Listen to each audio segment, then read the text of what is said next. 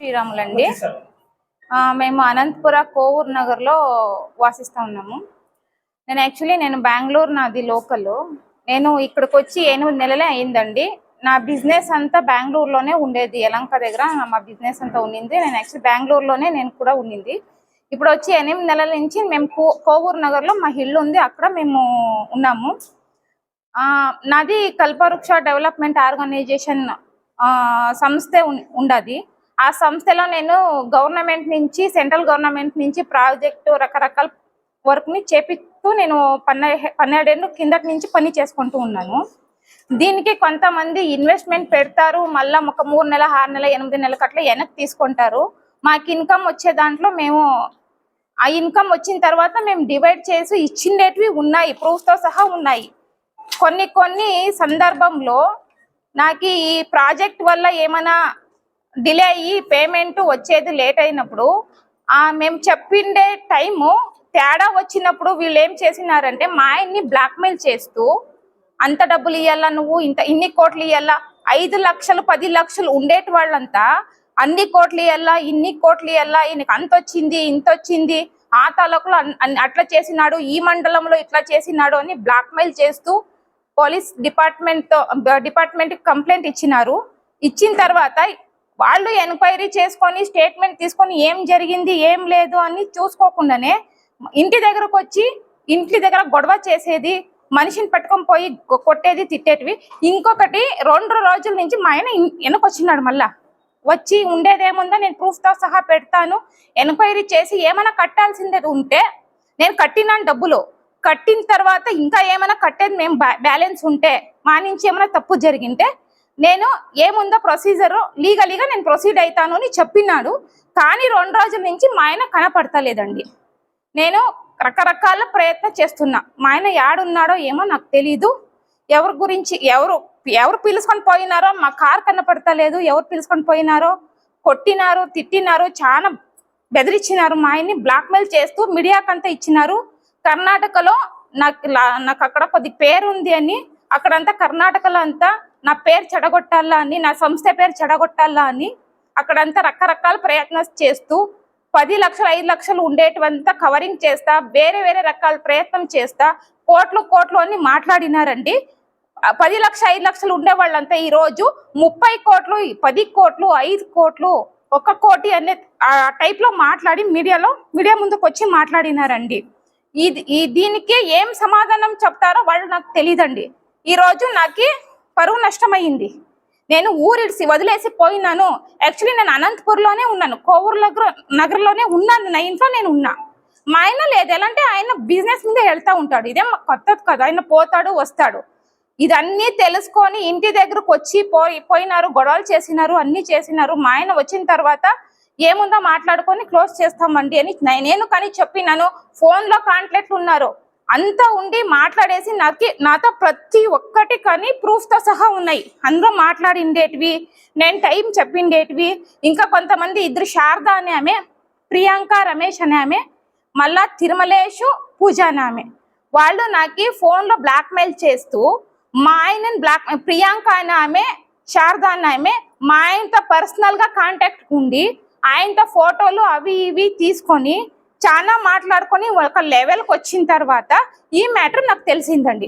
తెలిసిన తర్వాత నేను ఇంట్లో కొన్ని విషయాల్లో ఎంక్వైరీ చేసినాను. ఈ ఆడవాళ్ళు ఎందుకు మాట్లాడుతూ ఉన్నారు ఏమి అని. తర్వాత వీళ్ళు ఇట్లా ఇన్వెస్ట్మెంట్ పెట్టినారు, ఆడవాళ్ళు ఇన్వెస్ట్మెంట్ పెట్టిన తర్వాత ఇంట్లో చెప్పకూడదు అని ఆయన సైలెంట్గా ఉండి మళ్ళీ ఫైనల్కి వచ్చిన తర్వాత నాకు ఈ మ్యాటర్ తెలిసింది. నేను అప్పుడు ఎంట్రీ అయినాను. ఆ విషయంలో నేను ఎంట్రీ అయినాను. ఇప్పుడు మీడియాలో ఏం వస్తూ ఉంది, ఈమె ఫ్రెండ్స్ వీళ్ళందరూ ఫ్రెండ్షిప్ చేసుకొని డబ్బులన్నీ మా ఆయనకి ఇప్పిస్తూ వేరే రకరకాలుగా డబ్బులింగ్ చేపిస్తాను అని ఇప్పిస్తూ ఆమె అందరికీ మోసం చేసుకొని ఈ దంపతులు ఇట్లా మోసం చేసి అనంతపురం నుంచి ఊరు వదిలి వెళ్ళిపోయినారు. ఇట్లా మోసం చేస్తున్నారు, డబ్బులు డబ్లింగ్ చేస్తున్నారు. యాదన ఒక్కటి ఇన్సిడెంట్, ఒక్కటి ప్రూఫ్ తో సహా ನನಗೆ డబ్లింగ్ చేస్తాం. ఎవరైనా కానీ ఎట్లా కోటాధీశులైనా వారానికి డబ్బులు డబ్లింగ్ చేసేకి ఎవరు చేతను కాదండి, ఎవరు చేయరండి. ఇప్పుడు కల్పవృక్ష డెవలప్మెంట్ ఆర్గనైజేషన్ పెట్టుకున్న తర్వాత అది ఆర్గనైజేషన్ ఎన్జిఓకి సంబంధించింది. అది సోషల్ సర్వీస్ చేయగలము. ప్రాజెక్ట్ వస్తే డబ్బులు ఇన్వెస్ట్మెంట్ పెట్టుకుంటాము, ప్రాజెక్ట్ అయిపోయిన తర్వాత వచ్చే ఇన్కమ్ లో మేము తీసుకుంటాము, వాళ్ళకు ఇస్తాము. లేదు అనలే, వారానికి ప్రాజెక్ట్ క్లోజ్ కాదు. ఇంకొకటి దాంట్లో డబ్లింగ్ చేస్తాము అని ఒక బిగ్ టీవీలో కర్ణాటక టీవీలో ఒక లాయరు ఈ తిరుమలేష్ అనేవాడు మాట్లాడినారండి. మాట్లాడిండేది ఎంత మాత్రం సరి అనేది నాకు అర్థం కాలే. దీనికి వీళ్ళందరూ ఒక రోజు నాకు పరువు నష్టం వేస్తాను నేను. దీనికి వీళ్ళందరూ ఒక రోజు నాకు ఆన్సర్ ఇవ్వాల. అది ఎంత వరకు కరెక్ట్ ఉంది ఏమి అని ప్రూఫ్ తో సహా పెడతాను. ఈమె ప్రియాంక అనే ఆమె మా ఆయనతో బాగా ఉండి మాట్లాడుకొని కొన్ని ప్రూఫ్లతో సహా ఉంది. నా దగ్గర వీడియోస్ ఉన్నాయి, ఫొటోస్ ఉన్నాయి. నేను అది ఇంకా నెక్స్ట్ ఒక ఎపిసోడ్ లో కానీ నేను మీడియా ముందర వస్తానండి ప్రూఫ్ తో సహా. ఇది ఇట్లే మా ఆయన కనబడుకోకుండా ఇంటికి రాకోకుండా ఆయనకి ఏమైనా వేరే రకంగా ఏమైనా జరిగిందంటే నేను మళ్ళా మీడియా ముందర వస్తానండి. వచ్చి ఆమె ఏమేం చేసింది, శారదా అనే ఏమేం చేసింది, శారదా ఆమెకి ఎంత డబ్బులు పోయినాయి అకౌంట్ కి, ఈ ప్రియాంక అనే ఆమెకి ఏమేం డబ్బులు పోయినాయి, ఆమె మా ఆయనతో ఏమేం డబల్ గేమ్ ఆడింది, ఇవన్నీ నేను మీడియా ముందర పెట్టగలనండి. పెట్టక నేను ప్రూఫ్ తో సహా పెట్టుకున్నానండి. పెట్టుకొని ఇవన్నీ ఏం కర్ణాటకలో దుష్ప్రచారం చేసినారు, ఆంధ్రాలో నాకే పరువు నష్టం తీసినారు, ఊరు వదిలిపోయినారు అనేది ప్రూఫ్ తో సహా వాడు పెట్టాలండి. నాకు మేము ఎక్కడికో పోలేదు, ఊరు వదిలిపోలేదు. ఇంకొకటి మా అమ్మ నాన్న పేరు తీసి మా అమ్మ నాన్న ఫోటోలు వేసి మాకి పరువు తీసినారండి. వాళ్ళకి ఎటువంటి సంబంధాలు లేవు. కర్ణాటకలో ఉండేది వాళ్ళు, నేను ఉండేది ఇప్పుడు ఆంధ్రాలో. వాళ్ళు ఎటువంటి ఒక వ్యవహారానికి వచ్చింది లేదు. వాళ్ళకి ఒక్క వ్యవహారం గురించి తెలియదండి. వాళ్ళు ఇంట్లో ఉండే వాళ్ళకి మా నాన్న బ్రెయిన్ స్ట్రోక్ అయ్యి బెడ్ మీద ఉన్నాడు, ఆయన ఫోటోలు వేసి ఈయన ఇట్లా చేపించినాడు కూతురు దగ్గర, ఈమె ఇట్లా చేపించింది, ఈ తల్లిదండ్రులు ఇట్లా దొంగోళ్ళు, వీళ్ళిద్దరు దొంగోళ్ళు. ఇప్పుడు దొంగతనం చేసినానా? లేదు. మా ఆయన దొంగతనం చేసినాడా? లేదు. వేరే ఏమన్నా వాళ్ళకి బ్లేమ్ చేసి డబ్బులు పీక్కొని వచ్చినామా? లేదు. ఇది జరిగిండేదేమి అన్ని డిస్కషన్ చేస్తారు. వాళ్ళు నచ్చితేనే వ్యవహారానికి వస్తారు, ఇన్వెస్ట్మెంట్ పెట్టింటారు. పేమెంట్ లేట్ అయినప్పుడు ఒక మనిషిని బ్లేమ్ చేసి వచ్చి మీరు ఇంటి దగ్గర గొడవలు చేసేదేమి, మీరు నచ్చితేనే కదా అకౌంట్కి వేసినారు. మిమ్మల్ని ఎవరు బ్లేమ్ చేసి క్యాష్ ఇప్పించుకొని మీకేమి ప్రూఫ్ లేకుండా మనిషి ఎక్కడికో పోయి ఫోన్ స్విచ్ ఆఫ్ చేసుకొని ఇల్లు తెలియకోకుండా మనిషి కనపడుకోకుండా మీకు చేసి లేదు. నేను ఎంత వరకు డేట్ వరకు కస్టమర్స్ తో కాంటాక్ట్ ఉన్నాము అనేది ప్రూఫ్ తో సహా నేను తీసి పెడతానండి. అన్ని ప్రూఫ్ మాతో ఉన్నాయి. ఊరు వదిలేసి పోయినారు ఒకటి, మళ్ళా ఫోన్ కాంటాక్ట్ లేదు, పరారీ అయిపోయినారు. ఇవన్నీ న్యూ సెన్స్ క్రియేట్ చేసినారు మా మీద. లేనిపోనివన్నీ క్రియేట్ చేస్తూ మా ఆయనకి బెదిరిస్తా కోట్లు వేల కోట్లు ఎత్తుకొని పోయినారు. ఒక పేపర్ లో ఏమొస్తుంది, 1 కోటి రూపాయలని వచ్చింది సాక్షి పేపర్ లో. ఇంకొక న్యూస్ లో ఏమొచ్చింది 71 కోటి అని చెప్తా ఉన్నాడు. అన్నోన్ పర్సన్ ఆయన ఎవరు అనేది మాకు ఇంతవరకు తెలీదు. నాతో అన్ని వీడియోస్ ఉన్నాయి, ఎవరెవరు మాట్లాడినారు, ఏమేమి జరిగింది అనేది అన్ని మీడియాతో మాట్లాడిండే వాళ్ళందరూ ఉన్నారు. కానీ దాంట్లో కొన్ని పర్సన్సే మాకు తెలీదు. మాకు తెలియకుండా ఉండే పర్సన్స్ అని వచ్చి మాట్లాడుతూ ఉన్నారు. దాంట్లో వాళ్ళకి ఏం సంబంధం ఉంది, వాళ్ళకు దీనికి ఏముంది, దీన్ని వెనకాల ఎవరు ఉన్నారు అనేది నాకు అన్ని అర్థమైంది. ఒకరోజు మీడియా ముందర వస్తాను, నేను అన్ని పెడతానండి. కానీ నాకు ఇప్పుడు కావాల్సిందేది ఇంతే. మాకి కావాలని ఎవరెవరు ఏం చేసినారో, మా ఆయనని ఎక్కడ పెట్టినారో, కిడ్నాప్ చేసినారు. మా ఆయన 2 రోజుల నుంచి కనపడతలేదు. మా ఆయన కిడ్నాప్ చేసినారు, మా కార్ కనపడతలేదు. డిపార్ట్మెంట్ వాళ్ళు చాలా బెదిరించి మమ్మల్ని బ్లాక్మెయిల్ చేస్తా ఉన్నారండి. ఇంకొకటి, ఇది కర్ణాటకలో కంప్లైంట్ అయ్యిండేది. కర్ణాటకలో ఎఫ్ఐఆర్ చేపించినారు. కర్ణాటకలో ఎఫ్ఐఆర్ చేపించి డిపార్ట్మెంట్ అంటే అందరికి ఒకే ప్రొసీజర్. కర్ణాటక వేరే ప్రొసీజర్ ఉండదండి, ఆంధ్ర వేరే ప్రొసీజర్ ఉండదండి. ఆంధ్ర పోలీసు వాళ్ళను తిడుతూ ఆంధ్ర డిపార్ట్మెంట్ వీళ్ళకి సహకరిస్తా ఉంది అని తిడుతూ బ్యాంక్ ఎంప్లాయీస్ ని తిడుతూ మాయల్ని బ్లాక్ మెయిల్ చేస్తూ నన్ను పారిపోయింది, ఇది ఈమె దొంగమే, ఇట్లా చేసింది అట్లా చేసింది అని మా మీద లేనిపోనివి నిందనాలేస్తూ మమ్మల్ని దొంగలకు అట్లా సమాజంలో నిరూపించినారండి. దీనికంతా మాకి పరువు నష్టం వేపించి మీడియా ముందర నేను ఇంకొకసారి మీడియా ముందర కూర్చోవాలనుకున్నాను, ప్రూఫ్ తో సహా కూర్చుంటాను. ఇప్పుడు నేను స్టేట్మెంట్ ఇవ్వడానికి ఎందుకు వచ్చినానంటే మా ఆయన కనపడతలేదు నాకు. ఏం సార్ అనంతపురంకి వచ్చినారు సార్, వచ్చి మాట్లాడినారు, డిపార్ట్మెంట్ వాళ్ళని కలిసినారు, మాట్లాడినారు, స్టేట్మెంట్ తీపిచ్చినారు, బ్యాంక్ లో ఎవరెవరికి ఎంత అమౌంట్ పోయింది అని ప్రూఫ్ తో సహా పెట్టుకున్నారు. వాళ్ళు అంతా చూసినారు. నేనేం చెప్పినాను, ఉండేదే 15 లక్షల ప్రాబ్లం, ఇది 15 లక్షలు కోట్లు చెప్తున్నారు, స్టేట్మెంట్ చూడండి అని నేను ఎస్ఐతో ఫోన్ లో మాట్లాడినాను. అదంతా రికార్డు ఉంది నాతో. అది అయిపోయిన తర్వాత 15 లక్షల ప్రాబ్లం ని పెద్దగా చేస్తూ వీళ్ళు ఏం చేసినారంటే మాకి 15 లక్షలు కాదు ప్రాబ్లము, మాకి పర్సనే కావాలా, పర్సన్ బండి కావాలా, పర్సన్ అట్లా చేస్తాను ఇట్లా చేస్తాను బెదిరిస్తా ఉన్నారు. బెదిరించిన తర్వాత తిరుమలేషు మళ్ళా ఈ ప్రియాంక హస్బెండ్ వాళ్ళకి డబ్బులు వేసేసినామండి. 70 లక్షలు డబ్బులు వేసేసినాను. మళ్ళా 15 లక్షలు ఒకసారి, 7 లక్షలు ఒకసారి డబ్బులు పోయింది. టోటల్ 90 లక్షల వరకు డబ్బులు పోయింది. ఆ డబ్బులంతా యూజ్ చేసుకున్నాడు. ఒక్కసారి డబ్బులు మేము 3 లక్షలు ఇచ్చినాము. ఎందుకంటే ఇన్వెస్ట్మెంట్ లో ఇన్కమ్ వచ్చింటే 3 లక్షలకు 3 లక్షలు 60 లక్షల వరకు వాళ్ళకి అకౌంట్ కు పోయిందండి.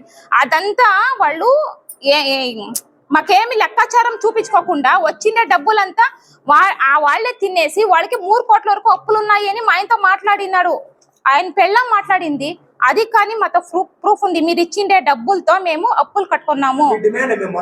మా డిమాండ్ ఏం లేదు సార్. ఇప్పుడు మా ఆయన లేదు, మా ఆయన కనపడతలేదు, 2 రోజుల నుంచి కనపడతలేదు. మాకి న్యాయం దొరకాలా ఇప్పుడు.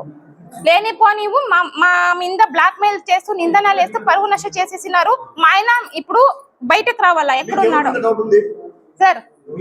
నాకు తిరుమలేష్, శారద, ప్రియాంక, రమేష్, మెయిన్ తిరుమలేష్ సార్. నాకు తిరుమలేష్ నుంచినే మా ఫ్యామిలీ అంతా ఇదైపోయింది సార్. ఇప్పుడు ఈ రోజు మాకు ఈ స్థితి రావడానికి తిరుమలేష్ పెళ్ళాము, ప్రియాంక, శారద, వీళ్ళ ప్రియాంకని విడిచిపెట్టొద్దండి సార్.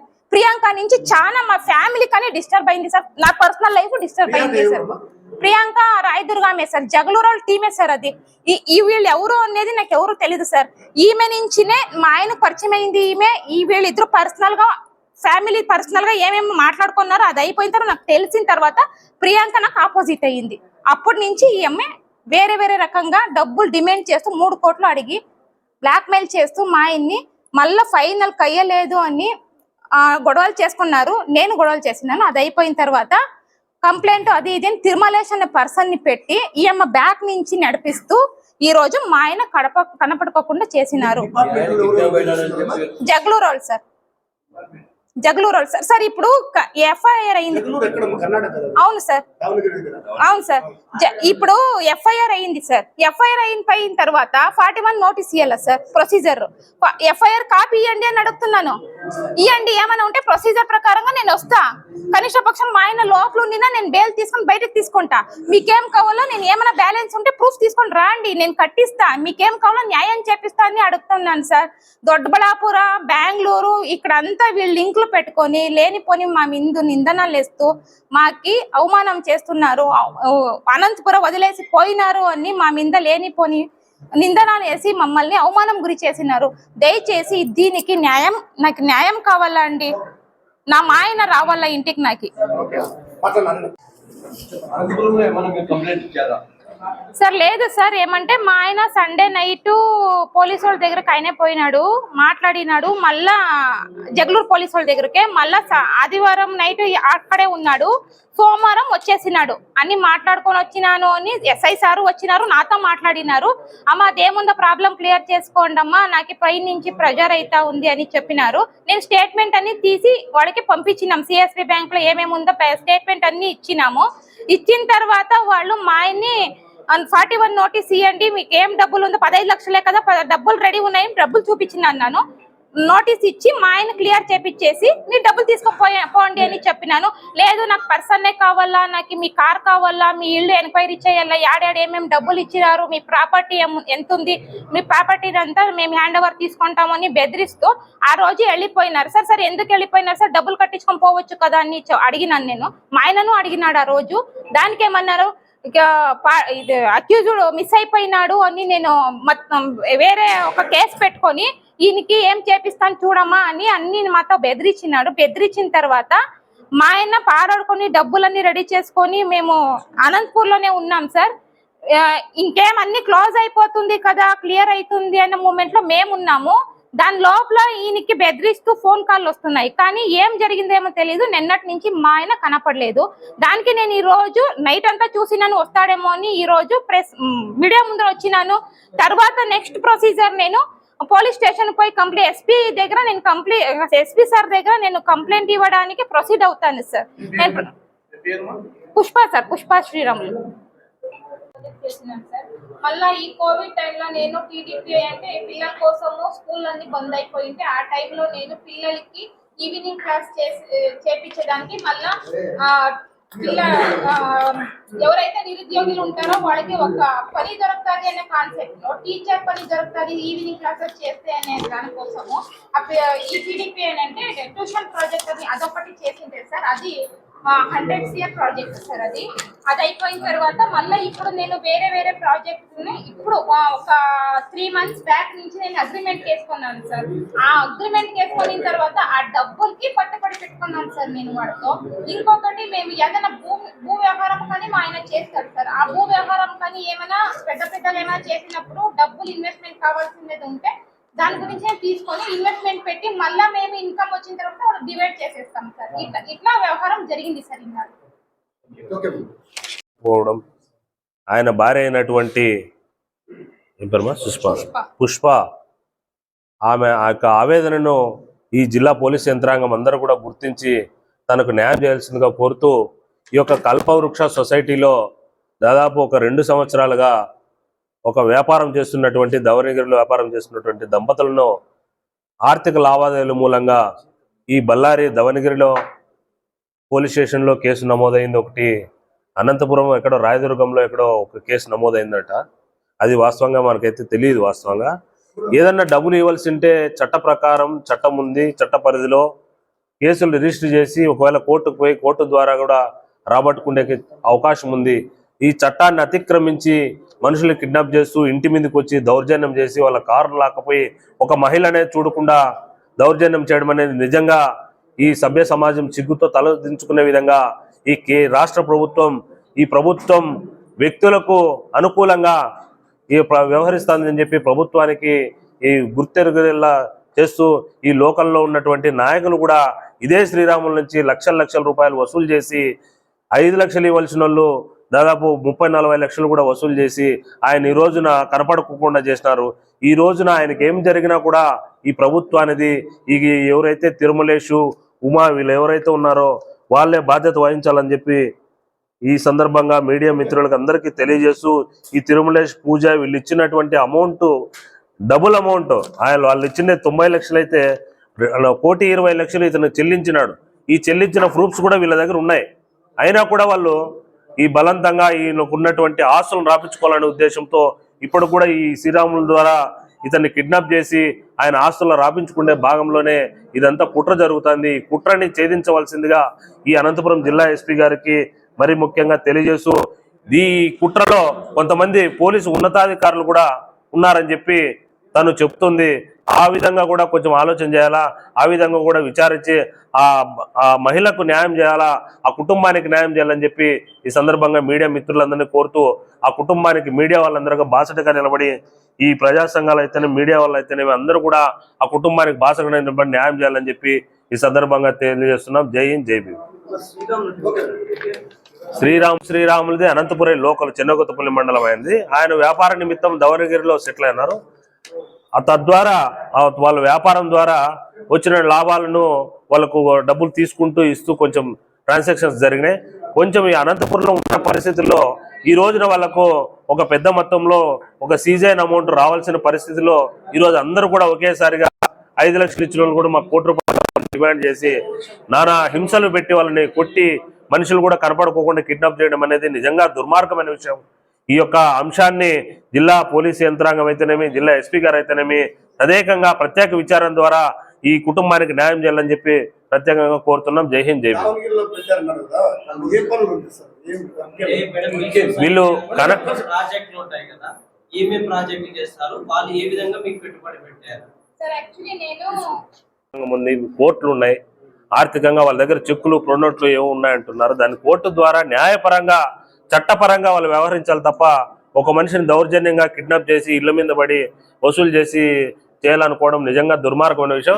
ఈ విషయం పైన జిల్లా పోలీస్ యంత్రాంగం ఖచ్చితంగా చర్య తీసుకోవాలని తెలియజేస్తూ, ఈ విషయంలో సునీల్ అయితేనేమి, రమేష్ అయితేనేమి, ప్రియాంక, మీనా, త్రిమలేష్, పూజ, తిమ్మక్క వీళ్ళందరూ కూడా శ్రీరాములకు ఏమి జరిగినా కూడా వీళ్ళందరూ కూడా బాధ్యత వహించాలని చెప్పి ఈ సందర్భంగా తెలియజేస్తూ, ఈ కుటుంబానికి న్యాయంగా చేయాల్సిందిగా మీడియా మిత్రులందరినీ కోరుతున్నాం.